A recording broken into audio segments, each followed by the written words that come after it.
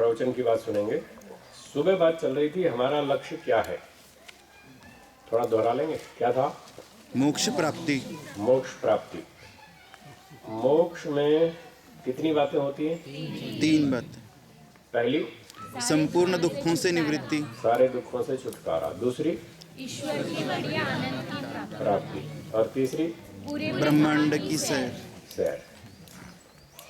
तो ये हमारा लक्ष्य है, सब प्रकार के दुखों से छूटना, ईश्वर के उत्तम आनंद को प्राप्त करना, और तीसरा तो एडिशनल है, मुख्य तो 2 ही हैं, दुख से छूटना और आनंद की प्राप्ति करना।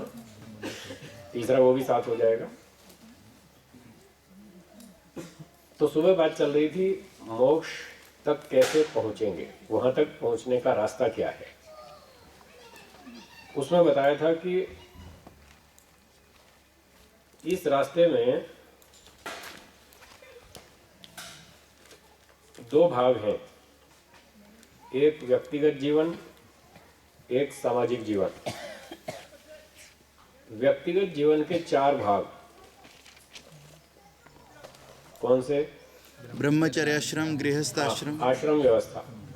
ठीक है, 4 आश्रम कौन से? पहला ब्रह्मचर्य आश्रम, दूसरा गृहस्थ आश्रम, तीसरा वानप्रस्थाश्रम, चौथा संन्यास आश्रम।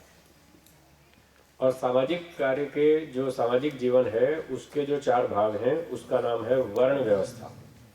वर्ण व्यवस्था के भी 4 भाग। पहला कौन सा? ब्राह्मण, दूसरा क्षत्रिय, तीसरा वैश्य, और चौथा शूद्र। तो ब्राह्मण, क्षत्रिय, वैश्य, शूद्र की बात तो चली थी, वो आपने सुन ली। अब आश्रम व्यवस्था में बात चल रही थी। पहला ब्रह्मचर्य आश्रम, उसकी बात बता दी। दूसरा गृहस्थाश्रम, उसकी बात चल रही थी। तो वेदों के अनुसार गृहस्थ आश्रम में 25 वर्ष का समय दिया गया है। उस 25 वर्ष में अपना खाओ पियो, संसार के सुख भोगो।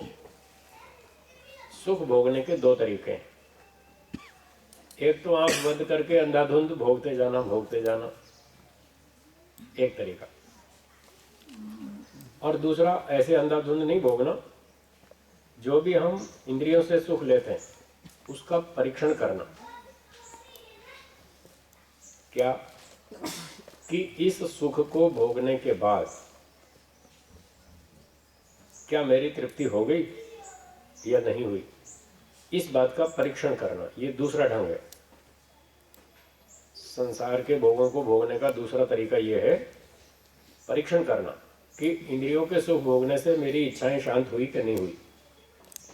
अगर शांत हो गई तो ठीक है, और अगर इच्छाएं शांत नहीं हुई तो फिर वो काम क्यों करना, जिससे हमारा प्रयोजन सिद्ध नहीं होता, वो काम क्यों करना।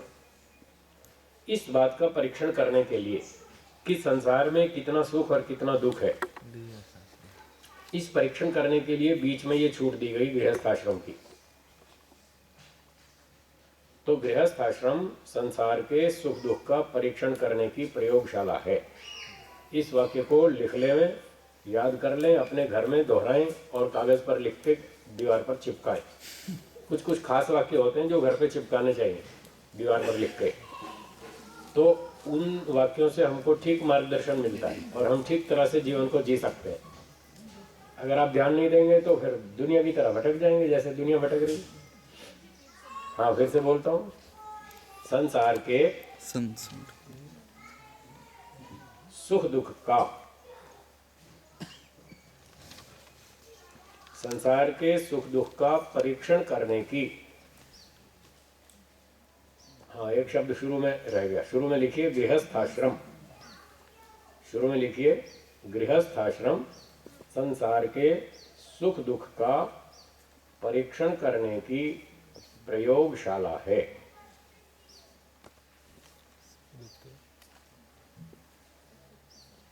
तो वेदों के अनुसार इस तरह से गृहस्थ को जीना चाहिए और 25 वर्ष में परीक्षण कर लेना चाहिए कि संसार में सुख अधिक मिला या दुख अधिक। अब जिनको शादी किए हुए, विवाह किए हुए 25 वर्ष पूरे हो चुके हैं, जरा हाथ ऊंचा करेंगे जिनको 25 पूरे हो गए। इन लोगों से मेरा प्रश्न है, जिन्होंने हाथ ऊंचे किए, इनसे मेरा प्रश्न है, 25 वर्ष में आपको अनुभव हो गया होगा, सुख अधिक मिला या दुख अधिक मिला? बोलो बोलो, डरते क्यों? दुख अधिक मिला ना। बस ये परिणाम निकालने के लिए गृहस्थ आश्रम, ये रिजल्ट निकालना है हमको। तो जो भी गृहस्थ में प्रवेश नहीं हुए, होने की तैयारी है, अथवा जो अभी नए नए एंट्री मारी है,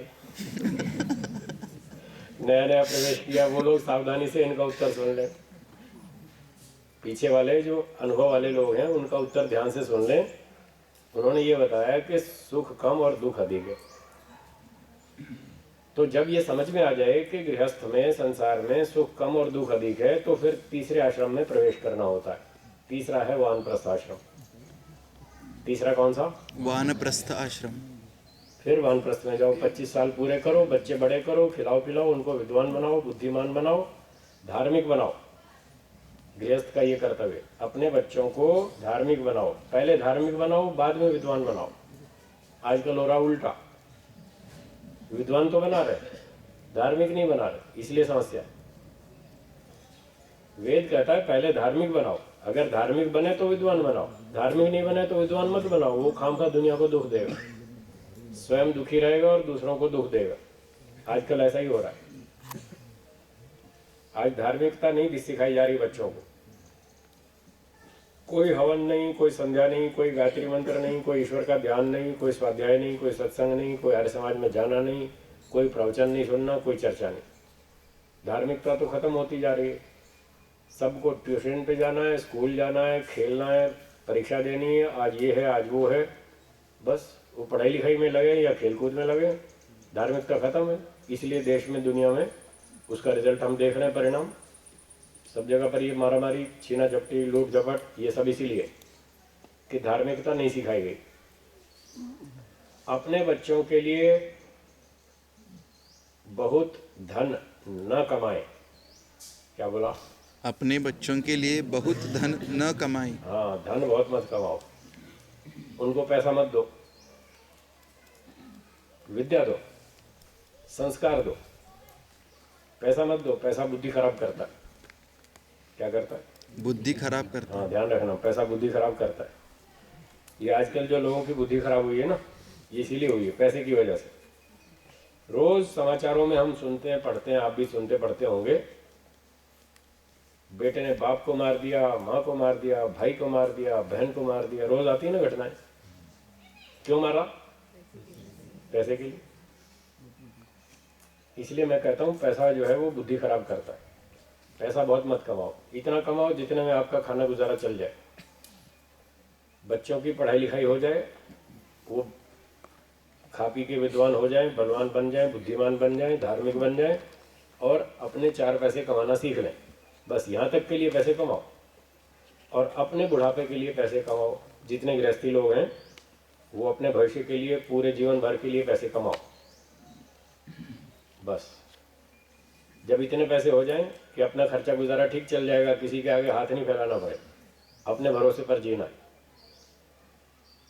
तो जितना इतना पैसा कमा लो जितने में आपका खर्चा गुजारा चल जाए, बच्चों की भी लिखाई पढ़ाई शादी वादी हो जाए, बस। और अधिक मत कमाओ। वो पैसा मत कमाओ जो आप ना तो खुद अपने ऊपर खर्च करेंगे, ना आप दान देंगे, और यहीं छोड़ छोड़ के चले जाएंगे। जैसे धीरू भाई चले गए, धीरू भाई चले गए ना, कितनी संपत्ति ले गए साथ? शून्य। कुछ नहीं ले गए, सब यहीं छोड़ गए। धीरू भाई अंबानी की बात कर रहा हूँ, समझ गए ना? हाँ, और कोई धीरू भाई नहीं। धीरू भाई अंबानी, रिलायंस वाले सेठ, कुछ नहीं ले गए, सब यहीं छोड़ गए। तो राजा रामचंद्र जी चले गए, कुछ भी साथ नहीं ले गए। श्री कृष्ण जी चले गए, वो भी कुछ नहीं ले गए। अर्जुन भी चले गए, दुर्योधन भी चले गए, और कौन चले गए? सिकंदर भी चले गए। कोई अपने साथ ले गया? हम भी नहीं ले जाएंगे, सब यहीं रह जाएगा। तो वो पैसा मत कमाइए जो ना आप खर्च करेंगे अपने ऊपर, ना दान देंगे। वो पैसा यहीं रह जाएगा, वो मत कमाइए। इतना कमाओ, अपने ऊपर खर्च करो, कुछ समाज सेवा के लिए दान दो, और बाकी जो समय बचे, बुद्धि बचे, शक्ति बचे, उसको फिर अपने भविष्य के जीवन निर्माण में लगाओ। वानप्रस्थ में जाओ। अपना जीवन भर का खर्चा गिनती करो कि कितना पैसा चाहिए, उतना जमा करो और उसके ब्याज पे अपना रोटी खाते रहो और अपना साधना करो, समाज सेवा करो, ध्यान करो परमात्मा का, ये काम करना है। तो गृहस्थ में जब अनुभव हो जाए कि यहाँ सुख कम मिला और दुख अधिक मिला, तो उसको छोड़ के फिर आगे वानप्रस्थ। तीसरा, वानप्रस्थ आश्रम में वन में प्रवेश करना, जंगल में रहना, घर में नहीं, नगर में नहीं। देखिए कितना बढ़िया सिस्टम है वेद का। पहला आश्रम कौन सा था? ब्रह्मचर्य। ब्रह्मचर्य। ब्रह्मचारी कहाँ रहेगा? जंगल में, जंगल गुरुकुल में, गुरु जी के पास, अपने घर में, नगर में नहीं, सिटी में नहीं, जंगल में रहेगा। और गृहस्थी वापस नगर में आएगा, अपने घर में आएगा, सिटी में रहेगा।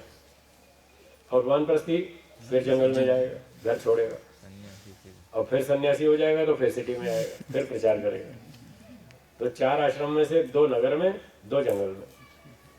ब्रह्मचारी जंगल में, गृहस्थी नगर में, वानप्रस्थी जंगल में, सन्यासी नगर में। समझ में आया? तो वानप्रस्थ में क्या करना? आश्रम में रह करके विद्या पढ़ना। जो ब्रह्मचर्य काल में विद्या पढ़ी थी वो गृहस्थ में आकर के हल्की हो गई, ढीली पड़ गई, भूल भाल गई, और दुनिया भर के काम उलझ गए ना, तो जो पढ़ी लिखी थी बहुत सी बातें ढीली हो गई, हल्की पड़ गई। अब उनको फिर से दोहराना है, फिर से पढ़ करके उसको तेजस्वी बनाना है, अपनी विद्या को जो ब्रह्मचर्य आश्रम में पढ़ी थी। तो वेद आदि शास्त्रों का फिर से अध्ययन करना है, स्वाध्याय चिंतन मनन करना है, ईश्वर का ध्यान करना है, हवन करना है, और कुछ कुछ समाज सेवा भी करनी है। आश्रम में रहेंगे तो कुछ समाज के भी काम करेंगे थोड़ा बहुत। ब्रह्मचारी को भी कुछ समय संस्था के लिए काम करना है, समाज के लिए काम करना है। मुख्य अपना निर्माण रहेगा ब्रह्मचारी का, सामाजिक कार्य गौण।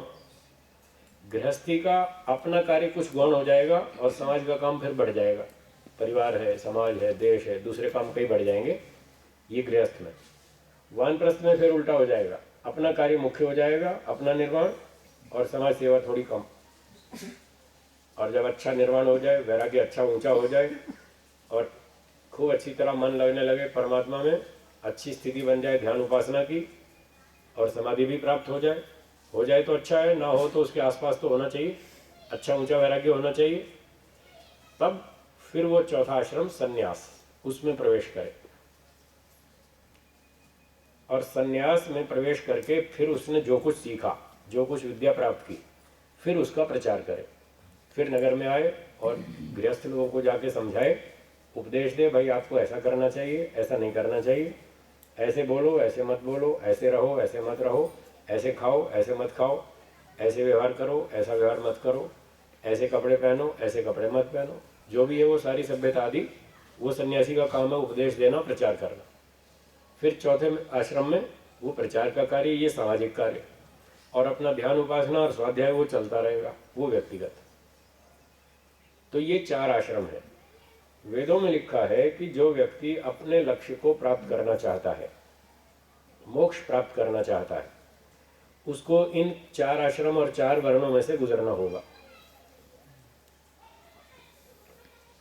तो ये जो 4 वर्ण बताए थे, इनमें सबसे छोटा कौन सा था? शूद्र। शूद्र। उससे ऊंचा वैश्य। वैश्य। उससे ऊंचा क्षत्रिय। क्षत्रिय। और सबसे ऊंचा ब्राह्मण। तो जिसको मोक्ष प्राप्त करना हो वर्णों में, उसको ब्राह्मण बनना होगा।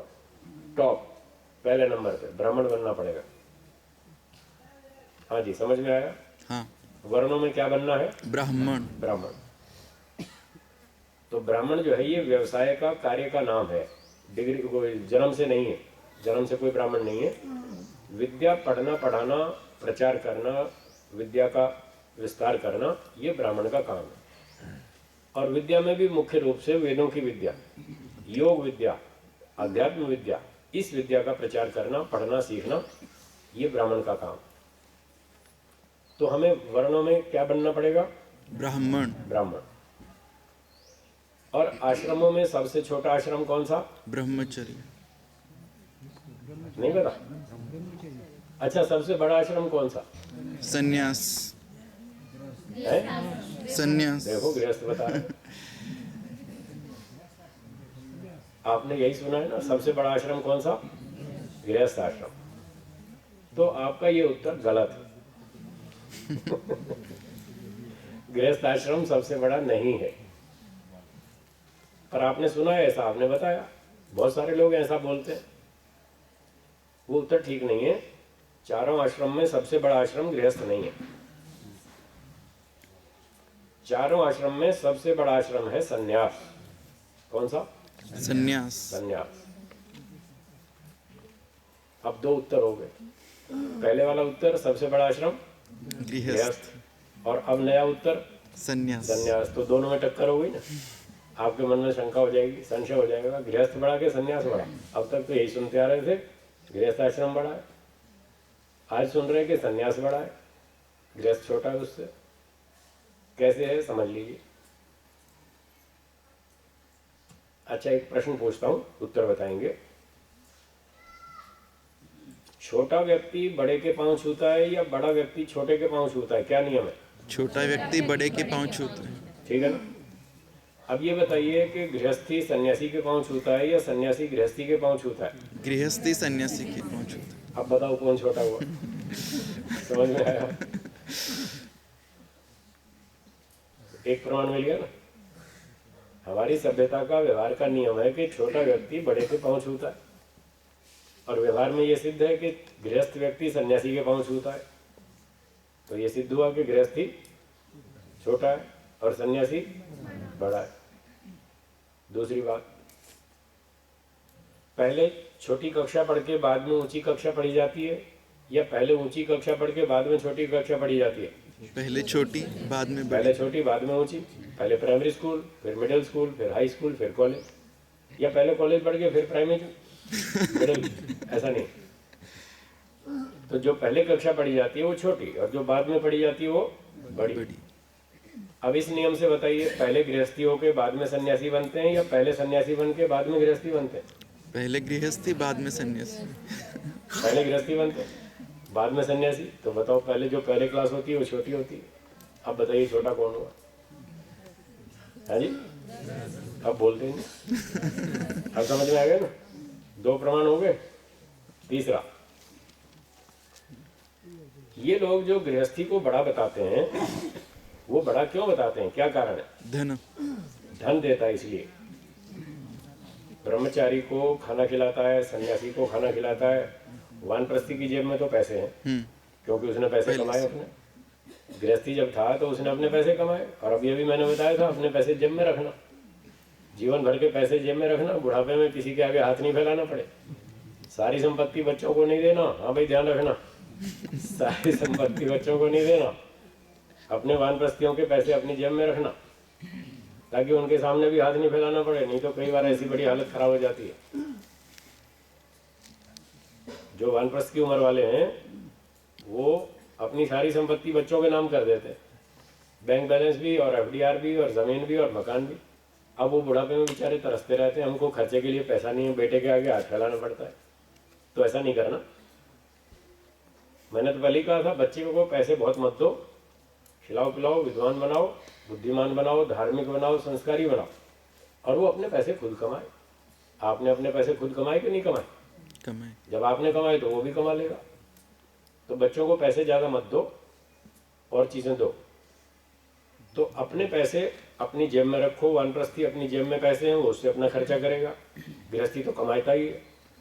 अब दो बच गए, एक ब्रह्मचारी और एक सन्यासी। इन दो को गृहस्थ व्यक्ति भोजन खिलाता है, खर्चा देता है, किराया भाड़ा देता है, दान दक्षिणा देता है, और भी सेवा सहायता करता है।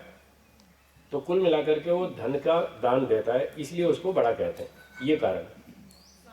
हाँ,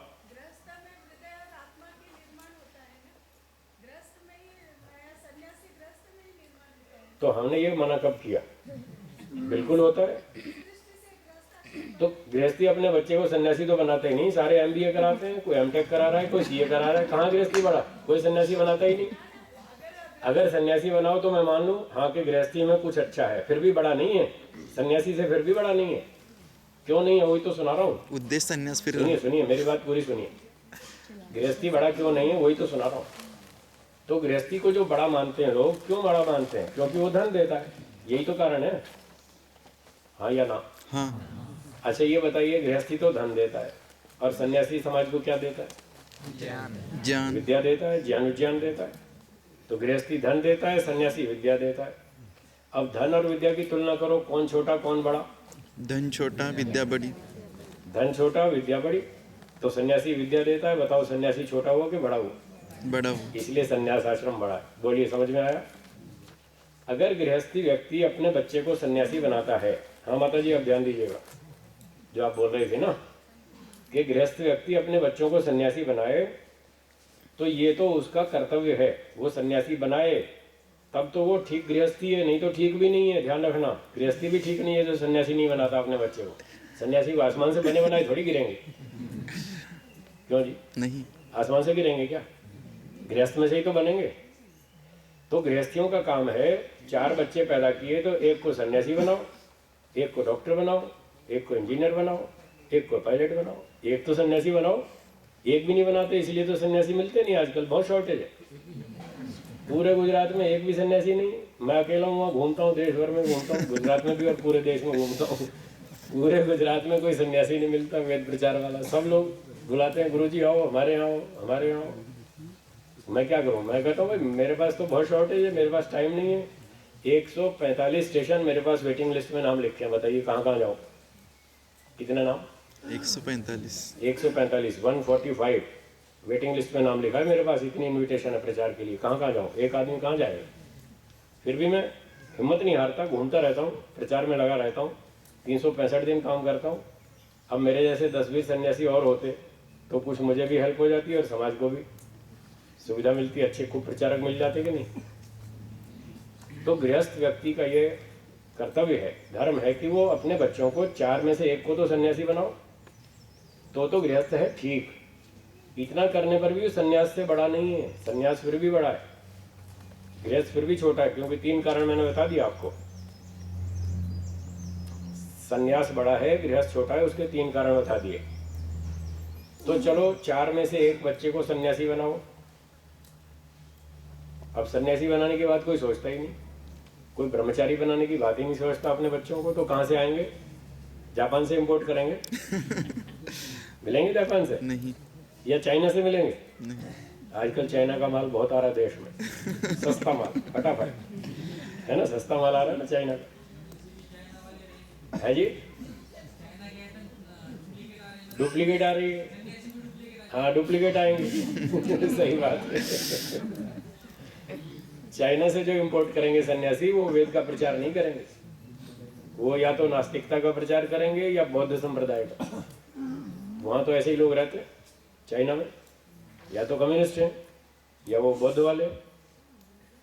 तो वहाँ से सन्यासी आएंगे तो उल्टा सीधा काम करेंगे, वेद का प्रचार नहीं करेंगे। वेद का प्रचार भारत के लोग करेंगे, जो वेद पढ़ेंगे भारतीय लोग, और उनमें भी खास तौर से आर्य समाज के लोग, वो ठीक प्रचार करेंगे वेद का। नहीं तो वेद पढ़ने वाले और भी बहुत सारे हैं भारत में, वो ठीक प्रचार नहीं करते, वेद का ठीक सिद्धांत नहीं सिखाते। केवल आर्य समाज एक ऐसी संस्था है जो वेद का ठीक तरह से प्रचार करती और सही बात सिखाती है कि सच्चा अर्थ वेद का क्या है। तो गृहस्थ लोग अपने बच्चों में से 4 में से 1 को सन्यासी बनाओ, ब्रह्मचारी बनाओ। पहले ब्रह्मचारी बनाओ, फिर धीरे धीरे वो तपस्या करके सन्यास के स्तर पर जाएगा। जैसे मैंने सुबह बताया था, हमारे घर में बचपन से ये परंपरा थी रोज हवन करना। अगर आपको सन्यासी चाहिए तो कैसे बनेंगे वो सुन लीजिए। अगर आपको सन्यासी चाहिए, अच्छे विद्वान सन्यासी चाहिए, वेद प्रचारक चाहिए, तो अपने घर में या तो अपने बच्चों को गुरुकुल भेजो, और या फिर गुरुकुल अपने घर पर लाओ, और बचपन से बच्चों पर नियम लगाओ, रोज सुबह हवन करना है, रोज संध्या करनी है, सुबह शाम संध्या करो, हवन करो, तब खाना मिलेगा, नहीं तो नहीं मिलेगा। ऐसे बनेंगे सन्यासी, ऐसे बनेंगे ब्रह्मचारी, जैसे हम पर ये नियम लगाया गया। हम 4 भाई हैं, और 4 में से देखो 1 तो बन गया ना सन्यासी, तो आपके भी 2-4 बच्चों में से 1 को तो बनाओ। पर वो हवन का नियम सब पर लागू होगा, 1 पर नहीं, वो सब पर लागू होगा। 4 नहीं तो 40 बच्चों में से 1 को तो बनाओ कम से कम। आपके 10 परिवार मिलकर 40-50 बच्चे हो जाएंगे, 10-25 परिवार मिलकर के पूरे ग्रुप में से 1 का 2 को तो बनाओ सन्यासी, ब्रह्मचारी बनाओ। बाकी आपके डॉक्टर बने, इंजीनियर बने, पायलट बने, साइंटिस्ट बने, MBA करें, जो भी करें, 1 को तो बनाओ 40-50 में से। इतना तो निकालो, नहीं तो फिर आगे सन्यासी नहीं मिलेगा, फिर ढूंढते रहना, फिर सन्यासी मिलेगा नहीं मिलेगा। तो कैसे बनेंगे? उनको अच्छे संस्कार दें, हवन संध्या का नियम लागू करें, आपका परिवार बहुत अच्छा बनेगा। आप आस्तिक बनेंगे, धार्मिक बनेंगे, आपके बच्चे भी धार्मिक बनेंगे। और अगर आप इतनी मेहनत करेंगे बच्चों पर, उनको हवन संध्या आर्य समाज में ले जाना, सत्संग में सुनाना, प्रवचन करना, सुनाना, शंका समाधान सुनना और स्वाध्याय करना, और ये सब नियम लागू करेंगे, तो इसका लाभ भविष्य में आपको खुद मिलेगा, आपको भी मिलेगा, बच्चों को भी मिलेगा और समाज को भी, सबको लाभ मिलेगा। क्या लाभ मिलेगा? आपके बच्चे सुखी रहेंगे और आपके बुढ़ापे में आपको सुख देंगे।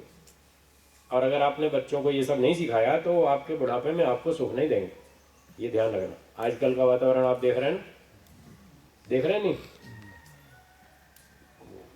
जिन माता पिता ने अपने बच्चों को डिग्रियां तो बहुत दिलाई, पढ़ाइयाँ खूब कराई, ट्यूशन भी कराई, पैसे भी खर्च किए, लाखों रुपया खर्चा किया, और उनके देश विदेश तक के पूरे प्रबंध किए पढ़ाइयों के और खर्चों के, वो पढ़ लिख तो गए, विद्वान तो बन गए, पर उन्होंने अपने बच्चों को धार्मिकता नहीं सिखाई, माता पिता की सेवा करना नहीं सिखाया, ईश्वर भक्ति नहीं सिखाई और देशभक्ति नहीं सिखाई, बड़ों का आदर सम्मान करना नहीं सिखाया। तो उनके बुढ़ापे में वो लोग आज दुखी हैं, परेशान हैं। बड़ी अजीब अजीब घटनाएं सुनने को मिलती हैं, आश्चर्य होता है कि ऐसे लोग भी हो रहे हैं, ऐसी ऐसी घटनाएं अजीब अजीब सुनने को मिलती हैं। एक घटना सुनाऊं आजकल की ऐसी बड़ी विचित्र। एक माता पिता ने अपने बेटे को पढ़ने लिखने के लिए अमेरिका भेज दिया और वो वहाँ कई साल तक पढ़ लिख करके विद्वान हो गया और अपने पैसे कमाने लगा। अब जो 5 साल 8 साल 10 साल अमेरिका में रह जाएगा, क्या आप कल्पना करते हैं वो वापस भारत में आके रहेगा? नहीं। नहीं रहेगा ना।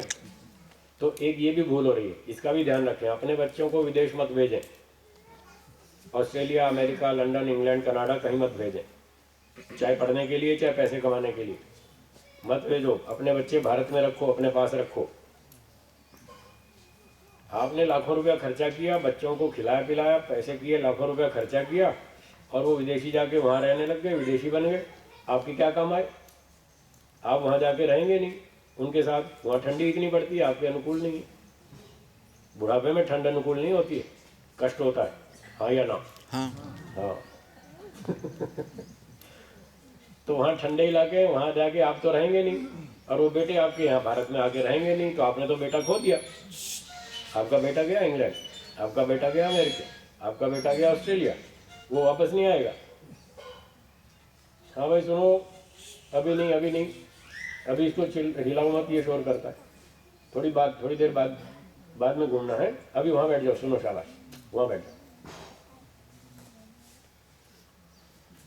तो लाखों रुपया खर्चा किया, 20-30 साल मेहनत की बच्चों के ऊपर, और वो विदेशी बना दिए, आपके हाथ में कुछ नहीं आया। आप तो बहुत घाटे में रहे, क्योंकि आप उनके साथ में रह नहीं पाएंगे विदेश में, और वो यहाँ भारत में आगे रहने वाले नहीं, तो आपका तो बेटा खो दिया। इसलिए ऐसा बेटा मत खो, अपने पास रखो, उसको भारतीय बनाओ, भारतीय सभ्यता सिखाओ। भारत की सभ्यता अच्छी है या विदेश की? भारत की। फिर अपने बेटे को अच्छा, भगवान ने तो अच्छा जन्म दिया था भारत में, और आपने उसको फिर विदेशी बना दिया। बताओ क्या समझदारी हुई? उल्टा उसको जो यहाँ लाभ हो सकते थे सारे खो गए। भारत में उसको जो सभ्यता, संस्कार, धार्मिकता, ईमानदारी, ईश्वर भक्ति, देशभक्ति जो यहाँ सीखने को मिलती है, वो विदेश में कहीं नहीं मिलती। जो बड़ों का आदर सम्मान सेवा जो यहाँ परंपराएं हैं भारतीय, वो विदेशों में कहीं नहीं है। तो उसको तो एक अच्छा जन्म मिला भारत में, भगवान की ओर से एक अच्छा सौभाग्य मिला था, और उसको आपने विदेशी बना दिया, तो सारा सौभाग्य खो गया। उसकी उन्नति नहीं होगी, सिर्फ पैसे कमाएगा और कुछ नहीं। क्या वो पैसे भारत में नहीं कमा सकता? क्या भारत के लोग सब भूखे मरते हैं? हाँ या ना? तो फिर भारत में भी पैसे मिलते हैं, खूब अच्छी तरह रोटी खा सकता है आदमी। ठीक है, कुछ गड़बड़ भी है भारत में, कोई बात नहीं, साफ सफाई कम है, लोग समय का पालन कम करते हैं, सड़क पे थूक देते हैं, थोड़ा कचरा गंदगी भी है, कोई बात नहीं। फिर भी कुल मिलाकर भारत की सभ्यता अच्छी है, संस्कृति अच्छी है, बड़ों का आदर है, सम्मान है, वेदों की परंपरा है। कोई ईश्वर का अगर हमें ठीक ठीक ज्ञान हो सकता है तो भारत में हो सकता है, विदेश में तो बहुत कठिन है। इसलिए भारत में रहना अच्छा। वो लोग गीत तो गाते हैं, कौन सा एक गीत बनाया लोगों ने, सबसे आगे होंगे हिंदुस्तानी, सुना है? क्या है वो? सुनो सुनो है दुनिया वालों, सुनो गौर से दुनिया वालों, चाहे जितना जोर लगा लो, है? सबसे आगे होंगे हिंदुस्तानी। कब होंगे? जब वेद पढ़ेंगे तब होंगे। थे कभी आगे, अब नहीं आगे, किसी जमाने में थे। और दुनिया भर के लोग भारत में आते थे सीखने के लिए, चरित्र की शिक्षा सीखने के लिए लोग भारत में आते थे। वेदों की विद्या, बुद्धिमत्ता की विद्या, ईश्वर भक्ति, ईमानदारी सीखने के लिए लोग भारत में आते थे। वो थे कभी। अब भारत के लोग वैसे नहीं है, क्योंकि अब हमने वेदों को पढ़ना छोड़ दिया। सभ्यता की बहुत सारी बातें हमसे छूट गई। अभी तो हम विदेशियों की नकल कर रहे हैं, उनकी तरह खाना, उनकी तरह पीना, उनकी तरह रहना, उनकी तरह कपड़े, उनकी तरह सारा फैशन। हाँ या ना? हाँ। तो विदेशी मत बनो, भारतीय बनो। भारतीय परंपरा अच्छी, भारतीय ढंग से खाना चाहिए। आजकल लोग क्या खाते हैं? कड़ी खिचड़ी खाते हैं या पिज़्ज़ा? पिज़्ज़ा। पिज़्ज़ा खाते हैं। पिज़्ज़ा भारतीय भोजन है? नहीं। हाँ, इटालियन पिज़्ज़ा। जिसको बच्चों को पूछो, क्या बेटा क्या खाते हो? Italian pizza. और क्या खाते हो? बर्गर। और क्या खाते हो? Maggi, noodles. और क्या खाते हो? Chow mein. Chow mein Chinese. Hot dog बताऊंगे। डॉग कोई कुत्ता खाने की चीज? अरे कड़ी खिचड़ी खाओ, राजमा खाओ, चावल खाओ, दाल भात खाओ। क्या भारतीय भोजन क्या कम है क्या? कितने भोजन है भारत के खाने को, वेजिटेरियन, शाकाहारी और स्वास्थ्य रक्षक। और भारत के देखो, साउथ इंडियन देखो, डोसा है, इडली है, वड़ा है, उत्तपम है, क्या क्या आइटम है, बहुत सारी आइटम। और ईस्ट की देखो, वेस्ट की देखो, नॉर्थ की देखो, साउथ की, 50 तरह की भोजन है। भारतीय शुद्ध शाकाहारी बढ़िया भोजन खाना चाहिए।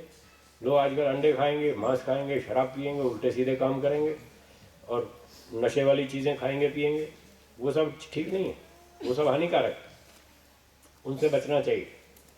तो खान पान अपना विदेशी ना बनाए, भारतीय बनाए। सुबह बता रही थी ना माता जी कि ये फास्ट फूड मत खाओ, नहीं तो नुकसान करता है। वो माता जी बता रही थी, पीछे बैठी। और वो बहन जी ने भी बताया था कि ये सब ठीक नहीं है, स्वास्थ्य के लिए हानिकारक है। भारतीय भोजन खाएं, शुद्ध शाकाहारी खाएं, स्वास्थ्य रक्षक, स्वास्थ्य वर्धक, बुद्धिवर्धक, बढ़िया भोजन खाएं, सात्विक भोजन। उससे हमारा शरीर स्वस्थ रहेगा, बुद्धि अच्छी चलेगी, सारे काम ठीक होंगे। तो भोजन अपना भारतीय बनाएं। और पहनावा, आजकल हमारा पहनावा जो है, वो कपड़े वपड़े वो भी सब विदेशी होते जा रहे हैं। हाँ या ना? हाँ। अब देखो, सावधान, बहनों से बात करूंगा है, थोड़ी इनसे भी बात कर ले। ये पैंट शर्ट पहनना, ये लड़कों की पोशाक है, ये लड़कियों की है? लड़कों की है ना। और आजकल कॉलेज में, स्कूल में पढ़ने वाली बहनें पैंट शर्ट पहनने लगी या नहीं? पहनने लगी ना। तो ये तो लड़कों की पोशाक है, स्त्रियों की तो नहीं है ना। तो ये पहननी चाहिए कि नहीं? नहीं पहननी चाहिए। आप में से कौन कौन पहनता है? हाथ ऊंचे करो। तो देखो, ये ठीक नहीं है, इसको बंद करो। भारतीय परंपरा में जो भारतीय वेशभूषा है स्त्रियों की, वो पहननी चाहिए। जैसे ये पंजाबी सूट है, और बड़ी हो गई, शादी कर ली तो साड़ी पहनो, सूट पहनो, साड़ी पहनो, और 20 तरह की ड्रेसें आपको पता होगी ज़्यादा। पुरुषों की तो 2 ही ड्रेस है, एक पैंट शर्ट और एक कुर्ता पजामा, बस 2 ही तो है ना। तो पैंट शर्ट तो कम से कम लड़कों के लिए छोड़ दो। हाँ जी, क्या कह रहे हैं? अच्छा, ठीक है, कोई बात नहीं। तो बहनों से मैं कह रहा था, जो बहनें पैंट शर्ट पहनती हैं, टी शर्ट पहनती हैं, ये स्त्रियों की पोशाक नहीं है, उसको ना पहने। अपनी भारतीय वेशभूषा पहने, पंजाबी सूट पहने, साड़ी पहने, जो भी पहने, भारतीय ढंग से रहे। कल को ये लड़के भी साड़ियाँ पहन कर सड़क पर आ गए तो चलेगा? चलेगा? अभी आप वहाँ कह रहे हो, जब आएंगे जब पता चलेगा। जब प्रैक्टिकली साड़ी पहन के आएंगे ना, फिर पता चलेगा आपको ये क्या हो रहा है। शादी नहीं फिर चिल्लाएंगे, साड़ी बंद रखो, ये स्त्रियों के कपड़े हैं, पुरुषों के नहीं है। फिर आप चिल्लाएंगे। एक दिन अखबार में पढ़ा मैंने, गुजराती समाचार पत्र में, यहीं बम्बई की कोई घटना थी। बम्बई में ये काम शुरू हो गया। बड़े बड़े नगरों से पहले ये गड़बड़ शुरू होती है, फिर धीरे धीरे देश भर में फैलती। तो क्या शुरू हुई? रात को 10, 11, 12 बजे कुछ 5, 7, 8 लड़के इकट्ठे होते हैं कॉलेज के उस लेवल के, और उन 8 लड़कों में से एक जो है वो साड़ी पहनता है, और फिर सारे कार में बैठ के होटल में जाते हैं और वहाँ जाके वो बदतमीजी करते हैं। जो साड़ी पहनता है एक, बाकी सब लड़के होते हैं वो स्त्रियों वाले कपड़े पहन के जाता है और फिर वो उल्टे सीधे काम करते हैं वहाँ। ऐसे ही अगर कई जगह सड़कों पे शुरू हो जाए तो आपको अच्छा लगेगा? नहीं लगेगा ना। तो कम से कम अपनी कुछ सीमा रेखा तो बनाए रखनी चाहिए पुरुषों की और स्त्रियों की। आजकल वो खत्म होती जा रही है। लड़कियों ने पैंट शर्ट पहननी शुरू कर दी और बाल काटने शुरू कर दिए, बॉय कट, छोटे छोटे बाल, पता ही नहीं चलता लड़का है कि लड़की है। शरीर वैसे ही दुबला पतला, कोई व्यायाम तो करते नहीं। बता रहे थे ना, फूड तो फास्ट हो गया और बॉडी स्लो हो गई। बॉडी को फास्ट नहीं करते, व्यायाम नहीं करते, बॉडी स्लो कर दिया और फास्ट फूड को फास्ट कर दिया। तो बाल काटने लग गई बहनें और पैंट शर्ट पहनने लग गई, और उधर लड़कों ने क्या किया, बाल लंबे शुरू कर दिए और रबड़ लगाने शुरू कर दिया, चोटी बनानी शुरू कर दी। पता ही नहीं चलता कि लड़का है कि लड़की है। बाइक पे जाते हैं ना जब, लंबे बाल वाला कोई चोटी लगा के ऐसे रबड़ लगा के, तो पता ही नहीं चलता कि लड़का है कि लड़की। हाँ, कान में भी पहनने लग गए। सलमान खान को देखा, दोनों में शुरू कर दिया उसने। पहले एक में शुरू किया, अब दोनों में पहनता है। बस नाक में पहनने की कसर बाकी है। थोड़े दिनों में वो भी शुरू हो जाएगी, फिर पता नहीं चलेगा कौन लड़का और कौन लड़की। तो स्त्री पुरुष में कुछ अंतर है या नहीं है? है या नहीं है? या पता नहीं? पता है कि नहीं पता? अंतर है ना। वो अंतर रहना चाहिए कि नहीं रहना चाहिए? रहना चाहिए। अगर रहना चाहिए तो फिर अपना ढंग से बना के रहो। पुरुष पुरुषों वाले कपड़े पहने, स्त्रियां स्त्रियों वाले पहने, पैंट शर्ट नहीं पहने।